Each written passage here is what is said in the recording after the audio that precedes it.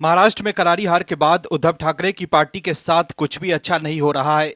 उद्धव ठाकरे के खास संजय राउत के बड़बोलेपन की वजह से आज उद्धव ठाकरे के हाथ से असली शिवसेना भी जा चुकी है। तो वहीं शिवसेना यूबीटी के नेताओं और कार्यकर्ताओं द्वारा संजय राउत के साथ मारपीट को लेकर भी खबरें चल रही है। ऐसे में अब संजय राउत बदले बदले से लग रहे हैं, लेकिन तब तक उन्होंने उद्धव ठाकरे का काफी नुकसान करवा दिया है। दर्शकों, उद्धव ठाकरे के पिता बाला साहब ठाकरे ने शिवसेना की नींव हिंदुत्व के मुद्दे पर रखी थी, लेकिन संजय राउत ने उद्धव ठाकरे को पट्टी पढ़ाकर कांग्रेस और शरद पवार की एनसीपी के साथ ले गए। लेकिन अब उसका खामियाजा उद्धव ठाकरे को भुगतना पड़ रहा है। अब उद्धव के लोग पार्टी से इस्तीफा देकर भाग रहे हैं। वहीं अब संजय राउत भी बीजेपी की तारीफ करने लगे हैं। उद्धव के नेता संजय राउत ने कहा है कि हमने देवेंद्र फडणवीस की तारीफ की है क्योंकि सरकार ने अच्छा काम किया है। माना जा रहा है कि बीजेपी के खिलाफ आक्रामक बयानबाजी और विरोध का तेवर नरम कर उद्धव सेना बीजेपी को संकेत भेज रहे हैं कि वो अब उनके करीब आना चाहते हैं। सीएम फडणवीस की तारीफ करते हुए संजय राउत ने कहा है कि हमारे महाराष्ट्र के गढ़चिरौली में अगर नक्सलियों ने आत्मसमर्पण किया है और संवैधानिक रास्ते को चुना है तो हम इसका स्वागत करते हैं। संजय राउत ने सामना के संपादकीय में कहा है कि उन्होंने महाराष्ट्र के मुख्यमंत्री देवेंद्र फडणवीस की तारीफ की है क्योंकि राज्य सरकार ने गढ़चिरौली जिले में सक्रिय नक्सलियों को आत्मसमर्पण करवाकर सराहनीय काम किया है और उन्हें देवा भाव कहा है। पहले संजय राउत बीजेपी पर निशाना साध रहे थे, लेकिन अब वो बीजेपी की तारीफ कर रहे हैं। सवाल है कि शिवसेना यूबीटी के कार्यकर्ताओं द्वारा राउत के साथ गलत व्यवहार करने को लेकर खबर चल रही थी, उसके बाद ही राउत के तेवर ठंडे क्यों पड़ गए? इस खबर में आगे आपको बताएंगे सब कुछ डिटेल में, तो बने रहिए हमारे साथ अंत तक और देखिए हमारी ये खास रिपोर्ट। उद्धव ठाकरे की पार्टी के नेता समझ गए हैं कि अगर वो उद्धव के साथ रहे तो उनका भला नहीं हो सकता। ऐसे में अब पार्टी के नेता उद्धव ठाकरे को टाटा बाय बाय बोल रहे हैं। उद्धव के खास सांसद संजय राउत पार्टी के लिए मुसीबत बनते जा रहे हैं। संजय राउत की वजह से ही आज उद्धव ठाकरे अपना सब कुछ गंवा चुके हैं। दर्शकों, समझने की जरूरत यह है कि संजय राउत फिर से बवाल मचाते हुए नजर आ रहे हैं। संजय राउत को समझने की जरूरत यह है कि वो जितना अधिक बोलते हैं उतना अपना ही नुकसान कराते हैं। दर्शकों, समझने की जरूरत यह है कि संजय राउत सिर्फ अपने बड़बोलेपन की वजह से ही शिवसेना यूबीटी की मुसीबत बढ़ा रहे हैं। दर्शकों, सोचने की बात यह है कि संजय राउत किस तरह से शिवसेना यूबीटी को महाराष्ट्र में मजबूत करें, इस पर रणनीति नहीं बना रहे हैं, बस बड़बोलेपन की राजनीति कर रहे हैं। संजय राउत ने शिवसेना यूबीटी को पूरी तरह से बर्बाद कर दिया है। दर्शकों, समझने की बात तो यह है कि जिस तरह से शिवसेना यूबीटी को डुबा रही है, उसको देखकर तो ऐसा लग रहा है कि अभी संजय राउत और शिवसेना यूबीटी डुबाने वाले हैं। पार्टी के नेता चाहते हैं कि वो कांग्रेस से अलग होकर चुनाव लड़ें, लेकिन संजय राउत अब भी कांग्रेस के साथ ही बने रहना चाहते हैं। संजय राउत समझ रहे हैं कि अगर उनकी पार्टी एमवीए से अलग हुई तो वो फिर से राज्यसभा नहीं जा पाएंगे। ऐसे में वो कांग्रेस के साथ ही बने रहने के लिए बैटिंग कर रहे हैं। लेकिन अब जब पार्टी में टूट हो रही है तो संजय राउत फिर से उद्धव ठाकरे को पट्टी पढ़ाने के लिए अलग अलग तरह के प्रपंच रच रहे हैं कि पार्टी में टूट को लेकर उन्हें जिम्मेदार न ठहराया जाए। लेकिन अब संजय राउत एक्सपोज हो चुके हैं। दर्शकों, शिवसेना यूबीटी में एक बार फिर टूट होने लगी है। पार्टी के नेता बीजेपी और एकनाथ शिंदे की शिवसेना में शामिल हो रहे हैं। 3 साल पहले एकनाथ शिंदे ने शिवसेना की विभाजित पार्टी पर कब्जा ही कर लिया था। अब विधानसभा चुनाव के बाद भी पार्टी टूटने जा रही है। ऐसी ही खबर है कि पार्टी विभाजन के बाद ठाकरे का समर्थन करने वाले पूर्व विधायक राजन साल्वी शिवसेना की मसाल छोड़कर बीजेपी का कलम थामेंगे। उधर शिंदे गुट के एक सांसद ने संकेत दिया है कि मुंबई में ठाकरे के विधायक उनका साथ छोड़ देंगे, जिसके बाद संजय राउत बौखला गए हैं। सांसद संजय राउत ने बीजेपी की केंद्र सरकार पर निशाना साधा है। राउत ने एनडीए सरकार के लंबे समय तक बने रहने पर संदेह जताया है। उन्होंने कहा है कि उनके मन में संदेह है कि 2026 के बाद केंद्र सरकार बचेगी या नहीं।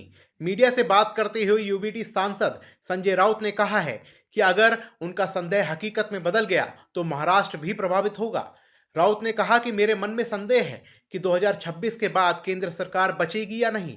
मुझे लगता है कि मोदी अपना कार्यकाल पूरा नहीं करेंगे और एक बार केंद्र सरकार अस्थिर हो गई तो इसका असर महाराष्ट्र पर भी पड़ेगा। वहीं राजन साल्वी के पार्टी छोड़ने की अटकलों के बीच राउत ने कहा है कि जो पार्टी छोड़ रहे हैं वो केवल जांच एजेंसियों द्वारा गिरफ्तारी के डर से पार्टी छोड़ रहे हैं। हालांकि उन्होंने कहा उन्होंने खुद साल्वी से बात की है, जो चुनाव में अपनी हार के कारण थोड़ा परेशान हैं। जो लोग पार्टी छोड़ रहे हैं, वो केवल गिरफ्तारी और जांच एजेंसियों के डर से पार्टी छोड़ रहे हैं। उनके पार्टी बदलने के पीछे कोई वैचारिक बात नहीं है। हम निडर लोगों की एक पार्टी बनाने की कोशिश कर रहे हैं, जो सरकार के गलत कामों या जांच एजेंसियों के दबाव की रणनीति से नहीं डरते। संजय राउत ने आगे कहा कि एक बार जब केंद्र सरकार चली जाएगी, तो ये सारा डर उनके साथ चला जाएगा। हम निडर लोगों की पार्टी बनाने की कोशिश कर रहे हैं। राउत ने कहा कि हार राजनीतिक जीवन का हिस्सा है और इसे स्वीकार करने के लिए तैयार रहना चाहिए। उन्होंने कहा, जो हार से डरता है वो शिव सैनिक नहीं है।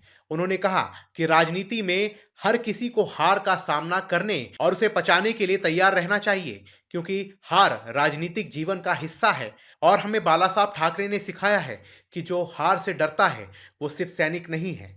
वहीं शिवसेना सांसद नरेश महस्के ने आलोचना करते हुए कहा कि शिवसेना ठाकरे गुट में उथल पुथल का दौर शुरू हो गया है। महस्के ने कहा कि जब तक उन्हें लोगों की जरूरत होती है, तब तक उद्धव ठाकरे उनसे पूछते हैं। उन्होंने कहा कि ठाकरे की शिवसेना की नैया डूबने वाली है। तो देखा आपने कैसे पार्टी में टूट को लेकर हलचल तेज होने के बाद संजय राउत तिल मिलाकर उल जलूल बयानबाजी कर रहे हैं। दर्शकों, ऐसा लग रहा है कि उद्धव ठाकरे की बची हुई राजनीति भी खत्म होने वाली है। राज ठाकरे अब उद्धव ठाकरे की पार्टी को राज्य से साफ करने के मूड में है। राज ठाकरे अब समझ गए हैं कि इस वक्त उद्धव ठाकरे अपने सबसे बुरे दौर से गुजर रहे हैं और यही सही समय है उद्धव की राजनीतिक दुकान पर ताला लगाने का। ऐसे में अब राज ठाकरे एक्शन में आ गए हैं। पहले ही उद्धव ठाकरे हिंदुत्व को नकार चुके थे, जिसका परिणाम उन्हें भुगतना पड़ गया, जिसके कारण से शिवसेना यूबीटी को विधानसभा चुनाव में करारी हार का सामना करना पड़ा था। अब लग रहा है कि राज ठाकरे मराठी मानुष की राजनीति से भी शिवसेना यूबीटी और उद्धव ठाकरे को दूर करने वाले हैं। इस बार के विधानसभा चुनाव में राज ठाकरे की वजह से ही उद्धव ठाकरे 20 सीटें जीत पाए थे। अगर राज ठाकरे बीजेपी के साथ मिलकर चुनाव लड़े होते तो उद्धव की पार्टी 10 सीटों तक ही सिमट कर रह जाती। लेकिन अब राज ठाकरे के दहाड़ से उद्धव गुट की नींद गायब हो गई होगी। दर्शकों, समझने की जरूरत यह है कि उद्धव ठाकरे के हाथ में कुछ भी नहीं रह जाएगा। ना ही हिंदुत्व ही बचेगा और ना ही बचेगा मराठी अस्मिता की लड़ाई। दरअसल नए साल की शुरुआत के साथ ही महाराष्ट्र नवनिर्माण सेना के प्रमुख राज ठाकरे ने आक्रामक पोस्ट किया है। उन्होंने मराठी हिंदू और महिलाओं को लेकर कहा है कि अगर इन पर हमला करता है तो वो एक्शन लेंगे। मनसे चीफ राज ठाकरे ने नए साल की शुभकामनाओं के साथ अपने पोस्ट में कहा है कि कोई किसी मराठी पर हमला करता है तो मैं मराठी के रूप में वापस आऊंगा, और अगर किसी हिंदू व्यक्ति पर हमला होता है तो मैं हिंदू के रूप में वापस आऊंगा। यही हम कह रहे हैं। उन्होंने आगे कहा कि मराठी लोग मुंबई जैसे महानगर में असुरक्षित महसूस कर रहे हैं। जो महाराष्ट्र की राजनीति है, राज्य के बाहर से आए लोगों को नौकरी के अवसर मिल रहे हैं। बेरोजगार व्यक्ति की कोई जाति नहीं होती, लेकिन उसे जाति का एहसास दिलाकर जातियों में झगड़ा कराना, किसान से लेकर सभी मेहनतकश लोगों की जिंदगी महंगाई से तबाह हो रही है। और लोग इस ओर हर दूसरे मुद्दे के समय महाराष्ट्र नवनिर्माण सेना को याद करते हैं, लेकिन वास्तव में मतदान करते समय पार्टी को भूल जाते हैं। राज ठाकरे ने पोस्ट के जरिए कहा है कि 23 नवंबर 2024 को विधानसभा चुनाव के नतीजे आने के बाद मैंने कुछ सार्वजनिक कार्यक्रमों में भाग लिया, लेकिन जानबूझकर राजनीतिक टिप्पणी से परहेज किया। मैं अभी भी इस पर विचार कर रहा हूं कि वास्तव में क्या हुआ था, और मैं जल्द ही इसके बारे में विस्तार से बात करूंगा। लेकिन मेरी महाराष्ट्र के सैनिकों से अपील है कि जो हुआ उसे भूल जाओ। वहीं राज ठाकरे ने पार्टी के कार्यकर्ताओं से चुनाव परिणामों को पीछे छोड़कर आगे बढ़ने की अपील भी की है और कहा है कि वो जल्द ही उनसे बात करेंगे तथा भविष्य के कदम पर व्यापक दिशा निर्देश देंगे। बता दें कि राज ठाकरे की पार्टी शुरुआत से ही मराठी और हिंदुत्व का मुद्दा आगे लेकर चल रही है। वहीं अब साल 2025 में महाराष्ट्र नगर निगम के चुनाव होने जा रहे हैं। ऐसे में राज ठाकरे की फिर एक बार हिंदुत्व और मराठी वाली लाइन चुनाव की तैयारी की तरफ बढ़ती दिख रही है। राज ठाकरे ने लोकसभा चुनाव में बीजेपी को समर्थन दिया था तो विधानसभा चुनाव में अकेले दम पर लड़े थे। ऐसे में अब राज ठाकरे उद्धव ठाकरे की मराठी और हिंदुत्व वोट बैंक में सेंध लगाने की तैयारी में है। विधानसभा चुनाव में हार के बाद महाराष्ट्र के सियासी गलियारों में पुरानी शिवसेना को मजबूत करने के इरादे से राज ठाकरे और उद्धव ठाकरे के फिर से साथ आने की मांग उठ रही है। दिसंबर में पारिवारिक शादियों में उद्धव ठाकरे और राज ठाकरे की एक साथ मौजूदगी के बाद इस तरह की चर्चाएं उठी हैं। 2006 में शिवसेना से अलग होकर राज ठाकरे ने महाराष्ट्र नवनिर्माण सेना की स्थापना की थी। इसके बाद दोनों भाइयों के बीच राजनीतिक मतभेद बढ़ते गए और उन्होंने एक दूसरे पर कई बार तीखे हमले भी किए, लेकिन पारिवारिक आयोजनों में हाल ही में उन दोनों की मुलाकात हुई है। वहीं राजनीतिक एक्सपर्ट का मानना है कि दोनों पार्टियां एक दूसरे के वोट बैंक में सेंध लगाती रही है, जिससे दोनों को नुकसान हुआ है। आगामी विधानसभा चुनाव के मद्देनजर ये अटकलें लगाई जा रही है कि दोनों पार्टियां मराठी वोटों को मजबूत करने के लिए गठबंधन कर सकती है, लेकिन ये सिर्फ कयास ही है। उद्धव ठाकरे के बड़बोले सांसद संजय राउत के साथ कुछ भी अच्छा नहीं हो रहा है और इस बार विधानसभा चुनाव में करारी हार के बाद उद्धव गुट के नेता और कार्यकर्ता संजय राउत से काफी नाराज बताए जा रहे हैं। दर्शकों, ऐसी खबर आई है कि उद्धव ठाकरे के खास संजय राउत की कंबल कुटाई हो गई है और वो भी कहीं और नहीं, उद्धव ठाकरे के घर पर ही। शिवसेना यूबीटी के कार्यकर्ताओं ने मुंबई के बांद्रा में उद्धव ठाकरे के आवास मातोश्री में उन्हें निशाना बनाया। फ्री प्रेस जर्नल.in ने यह खबर प्रकाशित की है। रिपोर्ट के अनुसार शिवसेना यूबीटी सांसद पर न केवल हमला किया गया, बल्कि गुस्साए पार्टी कार्यकर्ताओं ने उन्हें एक कमरे में बंद भी कर दिया। बताया जा रहा है कि कुछ दिन पहले पार्टी की एक बैठक के दौरान उद्धव ठाकरे के सामने विवाद हुआ था। रिपोर्ट के मुताबिक शिवसेना यूबीटी प्रमुख उद्धव ठाकरे द्वारा हाल ही में मुंबई में पार्टी की स्थिति का आकलन करने के लिए बैठक आयोजित की गई थी। इस दौरान हो हंगामा हुआ। रिपोर्ट के अनुसार राउत और पार्टी कार्यकर्ताओं के बीच तीखी नोकझोंक हुई। इसके बाद जमकर हंगामा हुआ। पार्टी कार्यकर्ताओं ने उन पर हमला कर दिया। बैठक के दौरान कुछ शिवसेना यूबीटी कार्यकर्ताओं ने आरोप लगाया कि राउत की टिप्पणियों और उनके रुख के कारण हमें नुकसान हुआ। आरोपों से शिवसेना यूबीटी सांसद नाराज हो गए। उन्होंने पलटवार किया। बहस कुछ देर बाद झगड़े में बदल गई, जिसके बाद कथित तौर पर उन्हें कई घंटों तक एक कमरे में बंद करके रखा गया। दर्शकों, सोशल मीडिया पर भी लगातार ऐसे दावे किए जा रहे हैं। हालांकि फ्री प्रेस जर्नल ने भी एक दूसरे डिजिटल चैनल की रिपोर्ट के आधार पर खबर प्रकाशित की है। सोशल मीडिया पर कई बड़े चैनल और बड़े पत्रकारों ने इस खबर को चलाया है। वहीं प्रभात खबर ने भी इसको लेकर एक खबर प्रकाशित की है। प्रभात खबर ने टाइटल दिया है, उद्धव ठाकरे के सामने संजय राउत पर हमला, कमरे में बंद कर दिया गया सांसद को। वहीं वरिष्ठ पत्रकार भाऊ तोरसेकर ने भी संजय राउत की पिटाई को लेकर दावा किया है। लेकिन सबसे बड़ी बात यह है कि अभी तक शिवसेना यूबीटी की तरफ से इस तरह की बातों का खंडन नहीं हुआ है।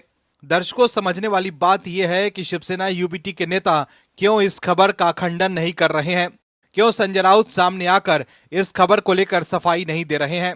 कई लोग इसके बारे में संजय राउत से पूछ रहे हैं, लेकिन संजय राउत चुप्पी साधे हुए हैं। वहीं संजय राउत के अलावा ना ही उद्धव ठाकरे और ना ही उनकी पार्टी के किसी अन्य वरिष्ठ नेता ने इस रिपोर्ट पर कोई टिप्पणी की है।